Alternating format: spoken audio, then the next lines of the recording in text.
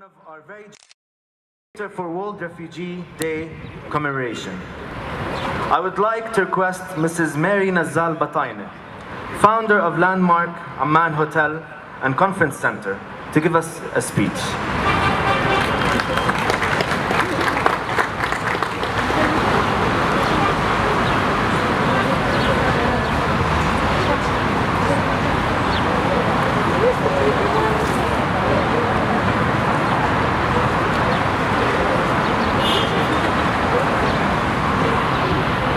Thank you for having me here tonight. It's an honor to be amongst you all. Allow me to start with a personal story. I started working in the hotel's owning company about 20 years ago when I graduated from university. There was a restaurant in the hotel that needed to be renovated, and they were looking for a new concept to implement. I spent days preparing a beautiful presentation with interior designs, menu ideas, uniform ideas. I collected everything in this heavy folder, and I bought a new gray suit.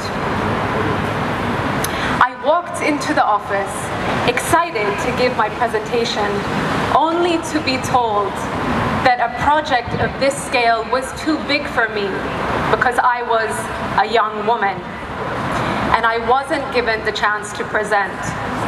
I was stunned. A few years later, I met Faris, a Palestinian refugee lady living in the Jenin refugee camp where I was volunteering. She made the best strawberry tarts I had tasted in my life. The crust was delicious. Indeed, she made a ton of pastries from her modern kitchen, her modest kitchen. She tried persistently for many years to start a business, and then she gave up. Why? I asked her, Faris, why did you give up?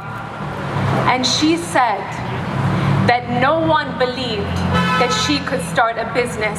No one believed that a refugee woman like her could start a business.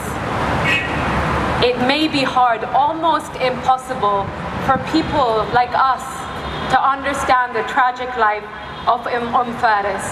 But how many of us have been judged by irrelevant characteristics like our gender and our age, like me, or our skin color, our nationality, or our refugee status? Isn't it time that we see people for the inherent value that they have as human beings? Isn't it time that we see people as needing everything that we need? They need to be respected, to feel secure, to live a decent life, to have an opportunity to support themselves and their family. I'm sure that many of us here tonight share these values. I know that my company, Landmark, shares these values with full force. Now, 20 years later, if a young woman comes to me with a folder, I will be sure to support her. We are in the hotel business, but we are also in the business of empowering people. Whether it's our women, it's our employees with disabilities, or whether it's an entire refugee population. Our long-term partnership with SEP, the Social Enterprise Project in the Gaza camp, is just one example of our commitment to the economic empowerment of refugees. Today's Bazaar is a great initiative, and I'm thankful to UNHCR for organizing it.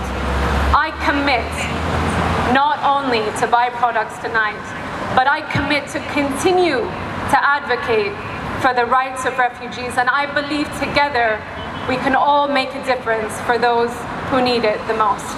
Thank you.